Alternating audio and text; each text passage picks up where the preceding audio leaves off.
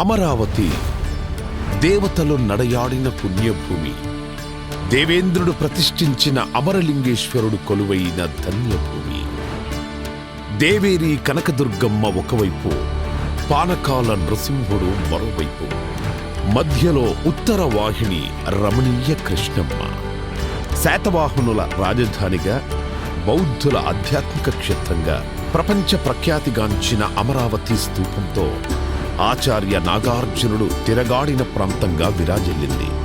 ఆత్మ బలిదానంతో తమిళనాడు నుండి ఆంధ్ర రాష్ట్రం సాధించుకొని ఒకసారి రాజధాని లేకుండా నిలబడ్డ ఆంధ్రప్రదేశ్ మరోసారి తెలంగాణ విభజనతో రెండవసారి కూడా రాజధానిని కోల్పోయింది.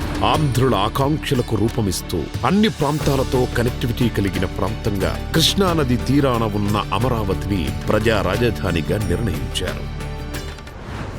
రాజధాని నిర్మాణం కోసం చేయాల్సిన మొదటి అడుగు భూసేకరణ. ముఖ్యమంత్రి గారి దూరదృష్టిపై నమ్మకంతో అమరావతికి చెందిన 29,000 మంది రైతులు స్వచ్ఛందంగా ముందుకు వచ్చి దేశంలోనే మొదటిసారి 34,000 ఎకరాల భూమిని రాజధాని నిర్మాణం కోసం అప్పగించారు.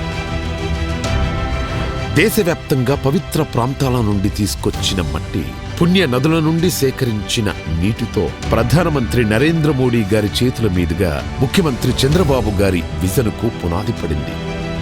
అనతి కాలంలోనే సచివాలయం, హైకోర్టు భవనాల నిర్మాణంతో పాటు విఐటి, ఎస్ఆర్ఎం, అమృత, ఎయిమ్స్, ఎన్ఐడి వంటి ప్రతిష్టాత్మక సంస్థలు కొలువుదీరాయి. ప్రతిష్టాత్మకంగా తలపెట్టిన ప్రభుత్వ భవనాల నిర్మాణం మొదలుపెట్టే సమయానికి 2019లో ప్రభుత్వం మారడంతో అమరావతి భవిష్యత్తుపై చీకట్లు కమ్ముకున్నాయి.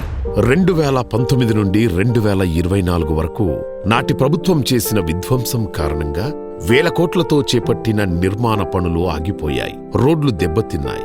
దారి తెన్ను లేకుండా పోయింది. చదును చేసిన భూమిలో పునాదుల్లో నీరు చేరి పిచ్చి మొక్కలతో, పొదలతో 5 ఏళ్ల పాటు గ్రహణం వీడని సూర్యుడిలా అమరావతి మసకబారింది.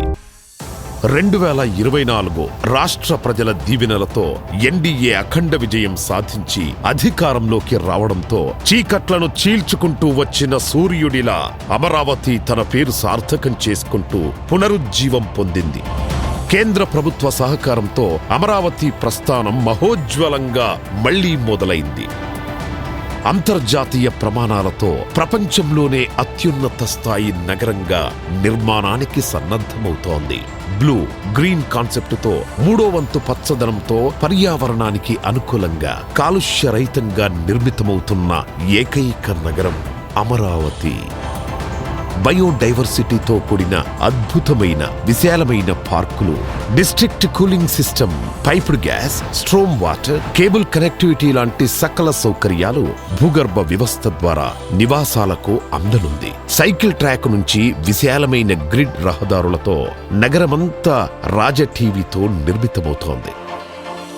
నేచురల్ వెంటిలేషన్తో legislature, high court, landmark institutions తో భవిష్యత్ తరాలకు భూమిలో స్వర్గంలా విలసిల్లనుంది. ఒక స్మార్ట్ సిటీగా, భావి క్వాంటమ్ వ్యాలీగా ఈ నవనగరం ఆవిష్కృతమవుతుంది. అమరావతి కేవలం నగరం కాదు, 5 కోట్ల మంది భవిష్యత్తుకు భద్రతగా నిలుస్తూ ఆర్థిక భరోసానిచ్చే స్వయం ఆధారిత కల్పవృక్షం. రాష్ట్ర నలుమూలల నుంచి ఉద్యోగం, ఉపాధి కోసం పొట్టచేత పట్టుకుని వచ్చే ప్రతి ఒక్కరికి అక్షయ పాత్ర కానుంది మన అమరావతి.